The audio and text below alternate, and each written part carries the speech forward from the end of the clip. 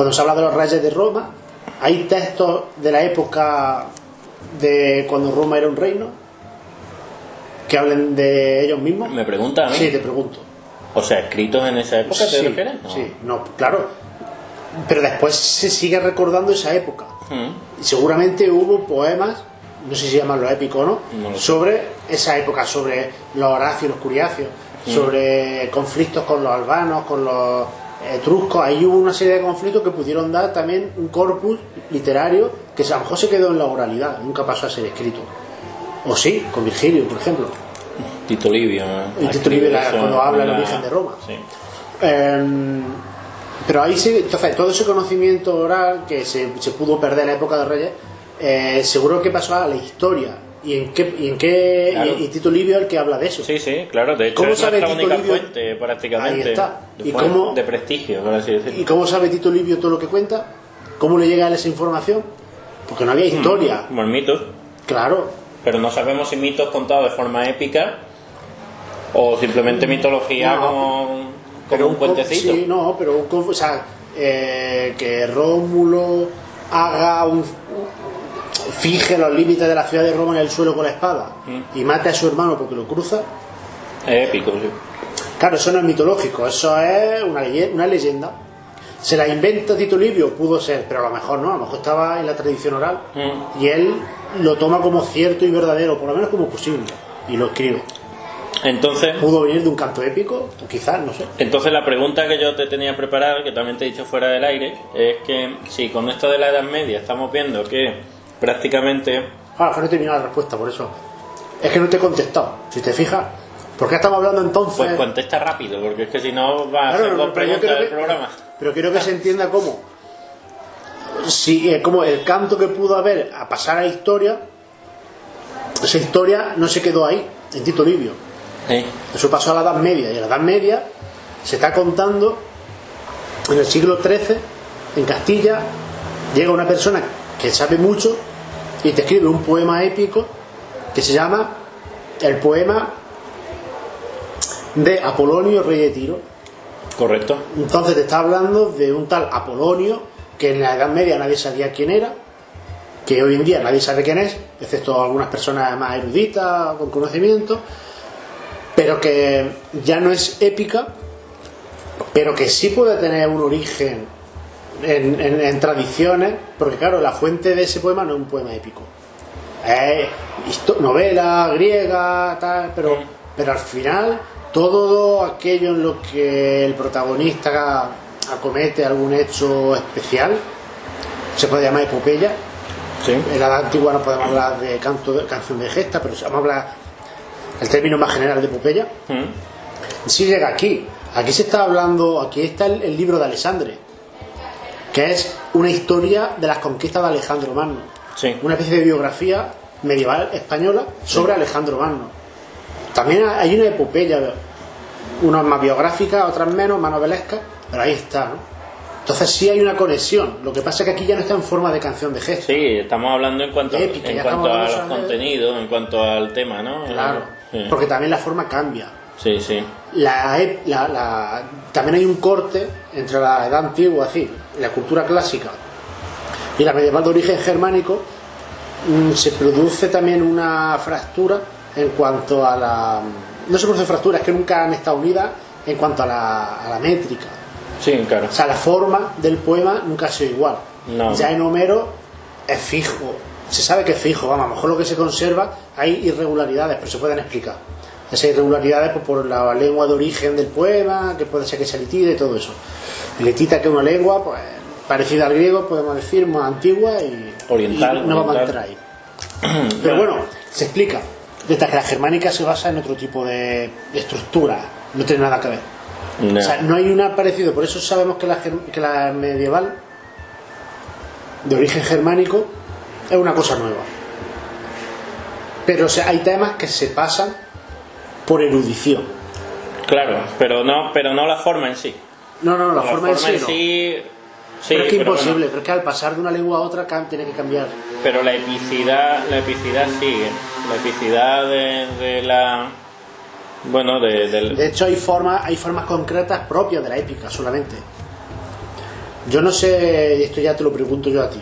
Es que, La épica en Grecia, bueno, se escribe en hexámetro dactílico. sí, esto lo dijimos ya. Sí. El pentámetro, bueno, el dístico elegíaco Sí. también se usa para la épica en algún caso. Que yo recuerde, ¿no? Vale, o sea, solamente el hexámetro dactílico, ¿no? Tirada de hexámetro dactílico, ¿no? Homero, vamos a pensar en lo Básicamente, sí, principal. claro, sí, Homero, Hesíodo, hasta Virgilio. sí. ¿Qué ocurre? Que su lengua permite eso.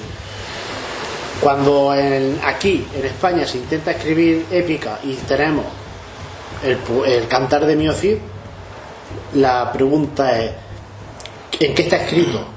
Y es que no está escrito en nada. Es decir, no hay hexámetro dactílico porque no hay metro, no existe la cantidad, no se puede, por tanto, sino se basa en los acentos. Y es que resulta que no hay tampoco un número fijo de sílabas por verso. Entonces, al final uno se pregunta, bueno, ¿y en qué está escrito, no? Hay teorías que hablan de unas regularidades rítmicas con una serie de acentos. Que esa es el origen germánico. Hay cesura, hay rima. Hay cesura, eso sí. Eso sí se puede distinguir. Y la rima, porque la rima, al final la rima es lo único que hace que un texto se quede anclado al concepto de poesía en la Edad Media. Sí. O sea, solo más o menos a partir de las vanguardias nos podemos encontrar, y cuando hablamos de la vanguardia me refiero a 1918, 16 para adelante. Sí. Hasta esa época no te vas a encontrar normalmente un poema sin rima. Rima no significa poesía, pero la poesía debía tener rima. Sí, es un O elemento. un poema, vamos a quitar poesía. Un poema tenía que tener rima. Sí. Entonces, en la Edad Media te encuentras la rima porque era un hecho obligatorio si querías escribir un poema. Que no lo hemos dicho, pero nuestra audiencia debe saber que no existía la rima en la poesía clásica. Claro, En la poesía Grecia y Roma no existe la rima. claro, porque la lengua permite otra serie de mecanismos. Pero cuando se pierde esos mecanismos en una lengua como el castellano medieval, necesita otro anclaje. Ese anclaje, a partir, pero ya desde el final, ya en latín, se usaba la rima en una época final, cuando ya Sí, la lengua estaba cambiando. Muy tardío, sí. Y entonces, ese fue, digamos, el viaducto que lleva de la poesía antigua a la poesía medieval, la rima. Gracias a la rima hay poesía en la Edad Media. Bueno, quizás esto sea muy exagerado, pero sabemos que ahí está. Nos La rima. estamos jugando aquí en esta conversación Nuestro esporádica, nos estamos jugando nuestro sueldo. Menos mal que esto no lo escucha nadie. No, pero no sé si se entiende la cosa. No se puede, al pasar una lengua a otra, y sobre todo no de una a otra en la misma época, en el mismo año, sino al pasar de una lengua a otra en el futuro, como un viaje en el tiempo, cambia todo. La mentalidad de las personas que Sí. van a recibir esos poemas. Bueno, quizá eso sería otro tema aparte, porque a lo mejor no cambia tanto la mentalidad, pero bueno, cambia la cultura, pero es que cambia, como digo, la lengua, y al cambiar la lengua en sí, todo lo que estás contando necesita, o sea, adaptarse a si quieres escribir un poema, a esas nuevas reglas de esa lengua. Y esa lengua, el castellano dice, si quieres escribir poesía necesita la rima. Eso se acabó, como digo, pero hubo una época en la que era así. Entonces el Cid Campeador no tiene un ritmo claro. Sí es cierto que hay una serie de versos que se van repitiendo más o menos en 16. entre 8. pero a lo mejor el verso más corto ya tiene 8, 9 o 10 sílabas, no me acuerdo, pero entre eso y unas 16 sílabas. Sí. Y nada, y 12 versos riman de una forma, los 15 siguientes de otra, los 8 Sí. siguientes de otra. Entonces hay una irregularidad muy rara. ¿Puede estar esto relacionado con la estructura germánica? Bueno, no lo sé. No. Con la impericia, es decir, con la falta de saber escribir del que hiciera el poema. A lo mejor no. No, porque se cuajó un poema. Claro, es que entonces, ¿cómo no va a saber escribir alguien que ha hecho eso? Claro, o sea, él sabía lo que estaba haciendo y por qué lo estaba haciendo así. Y es que esa era la forma de hacer épica en ese sitio, en Claro. esa época. Que luego hay otra épica regular. A ver, esto está dirigido a estudiantes, ¿no? Esto está dirigido a, Especialmente. a público no experto. Vale. Porque si tuviéramos que hablarle a público experto, no le estaríamos enseñando nada a la gente que ya sabe. ¿Te parece bien que haga un pequeño comentario sobre la épica relacionada con el mester de clerecía y mester de jugularía? Que esos son dos conceptos que vienen del instituto. Venga, pero, Un comentario rápido. rápidamente, sí. Vale. Nosotros en el instituto somos enseñados con que el mester de jugularía para el cantar de gesta y el mester de clerecía para poemas. Nunca queda claro exactamente para qué cosa. Pero son cosas distintas. Uno son cultos y el otro es como de gente no culta. El mester de jugularía no culto, el mester de clerecía son cultos. Bueno, pues eso no es así. El que escribe jugularía es muy culto porque tiene que saber muchas cosas, ha tenido que conocer una historia y ha tenido luego que saber escribirla, componerla, darle una estructura narrativa. No es fácil. Y en el mester de clerecía te encuentras cosas muy buenas y cosas muy malas también, ¿no? Entonces la única diferencia real entre el mester de clerecía y el de jugularía, el único real factiblemente comprobable con hechos, tú lo puedes comprobar con hechos reales, es que